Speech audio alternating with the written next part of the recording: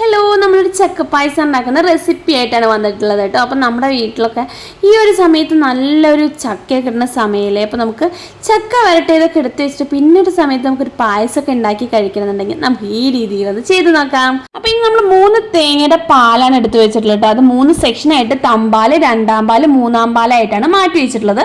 പിന്നെ നമുക്ക് വരട്ടി വെച്ചിട്ടുള്ള ചക്കയും ഒരു പാത്രത്തേക്ക് മാറ്റി വെച്ചിട്ടുണ്ട്. അപ്പോൾ ഇനി നമുക്ക് ആ ചക്ക വരട്ടിയത് നമുക്ക് ഈ മൂന്നാം പാൽ ഉപയോഗിച്ചിട്ട് നന്നായിട്ട് മിക്സിയിൽ അടിച്ചെടുക്കുകയാണ് വേണ്ടത്. ആദ്യത്തെ നമ്മുടെ സ്റ്റെപ്പ് കേട്ടോ.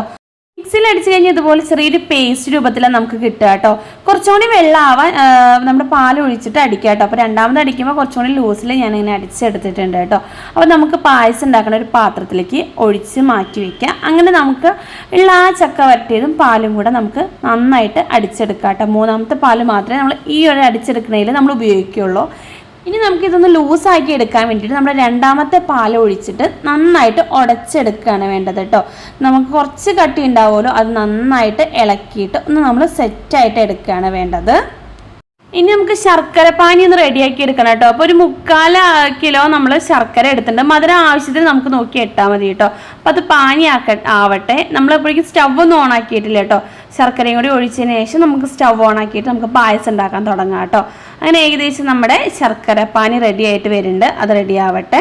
അടിച്ചു മാറ്റിയ ശർക്കരപ്പാനി നമുക്ക് ഇനി ഇതിലോട്ട് ഒഴിച്ചു കൊടുക്കാം കേട്ടോ. എന്നിട്ട് നമുക്ക് സ്റ്റവ് ഓൺ ചെയ്തിട്ട് നമുക്ക് മെല്ലെ ഇതൊന്ന് ഇളക്കി കൊടുത്ത് തിളപ്പിച്ചിട്ട് നമുക്ക് ഇങ്ങനെ ഇതൊരു കുറുക്കി കൊണ്ടുവരണം കേട്ടോ. ശർക്കരപ്പാനി ഒഴിച്ചപ്പോൾ തന്നെ നമ്മുടെ ഒരു പായസത്തിൻ്റെ കളറൊക്കെ നന്നായിട്ട് മാറി വന്നിട്ടുണ്ട് കേട്ടോ. അപ്പോൾ ഏകദേശം ഇതാ നമ്മുടെ പായസം തിളച്ച് തുടങ്ങിയിട്ടുണ്ട്. ഇനി ഇത് നന്നായി തിളച്ച് വന്നിട്ട് ഇതൊരു നല്ലൊരു പാകമായിട്ടൊരു കട്ടിയിൽ വരും. അപ്പോഴാണ് നമ്മുടെ പായസത്തിൻ്റെ ഒരു ലെവലായിട്ട് വരിക കേട്ടോ. അപ്പോഴേക്കും ഇനി നമുക്കിതിനുള്ള തേങ്ങ ഒന്ന് റെഡിയാക്കാം കേട്ടോ. അപ്പോൾ നമ്മൾ ഈ ഉണക്ക തേങ്ങയല്ലല്ലോ, പച്ച തേങ്ങയാണ് ഇടുന്നത്. അപ്പോൾ അതിൻ്റെ ചിരട്ടൊന്ന് മാറി കിട്ടാൻ വേണ്ടിയിട്ട് ഗ്യാസിൽ വെച്ചിട്ട് കുറച്ച് നേരം അത് ചൂടാക്കി എടുത്താൽ മതി കേട്ടോ. അപ്പോൾ ഇത് നമുക്ക് എന്തെങ്കിലും കൊണ്ട് മെല്ലെ ഒന്ന് തട്ടി കൊടുത്താൽ മതി. ആ തട്ടി കൊടുക്കുമ്പോൾ നമുക്ക് ഈ ഒരു തേങ്ങ കൊണ്ട് അടർന്ന് പോരും നല്ല കറക്റ്റായിട്ട്. അപ്പോൾ നമ്മുടെ കൈയൊന്നും കുത്തിയാണ് അധികം കേടൊന്നും വരില്ല കേട്ടോ. എന്നിട്ട് നമുക്കിത് മെല്ലെ ഒന്ന് അരിഞ്ഞെടുക്കാം. ഉണ്ണിയപ്പത്തിനൊക്കെ അരിയില്ലേ ചെറുതാക്കിയിട്ട് ആ രീതിയിലാണ് അരിഞ്ഞെടുക്കേണ്ടത് കേട്ടോ. ഇതിപ്പോൾ ചെറിയൊരു വലുപ്പം കൂടുതലുണ്ട്. അപ്പോൾ ചെറുതാക്കി അരിഞ്ഞെടുക്കുന്നതാണ് നല്ലത്. പായസം പിന്നെ അടി പിടിക്കാതെ മെല്ലെ കൂടെ നിന്നിട്ട് തന്നെ ഇങ്ങനെ ഇളക്കി കൊടുത്തോളണം കേട്ടോ. അല്ലാന്നുണ്ടെങ്കിൽ നമ്മുടെ പായസം അടി പിടിച്ച് കേട് വരാനുള്ള ചാൻസ് ഉണ്ട്. പായസം നന്നായി തിളച്ച് ഏകദേശം വറ്റി തുടങ്ങിയിട്ടുണ്ട് കേട്ടോ. ഇനി മാറ്റി വെച്ച തമ്പാലുണ്ടല്ലോ, നമ്മുടെ ഒന്നാം പാല്, അത് നമുക്ക് ഇനി മെല്ലെ ഒഴിച്ച് കൊടുക്കാം കേട്ടോ. അപ്പോൾ ഏകദേശം നമ്മുടെ പായസം റെഡി ആവാറായിട്ടുണ്ട്. അപ്പോൾ ഈ താളയുടെ ഒപ്പം തന്നെ നമുക്ക് ഈ പായസത്തേക്ക് ഈ തമ്പാൽ ഒഴിച്ച് കൊടുക്കുക കേട്ടോ. എന്നിട്ട് പായസം തിളയ്ക്കേണ്ട ആവശ്യമില്ല. അപ്പോഴേക്കും നമുക്ക് വേഗം ഇറക്കി വെക്കണം. എന്നാലാണ് പായസത്തിൻ്റെ ആ രുചിയോട് തന്നെ നമുക്ക് കിട്ടുള്ളൂ.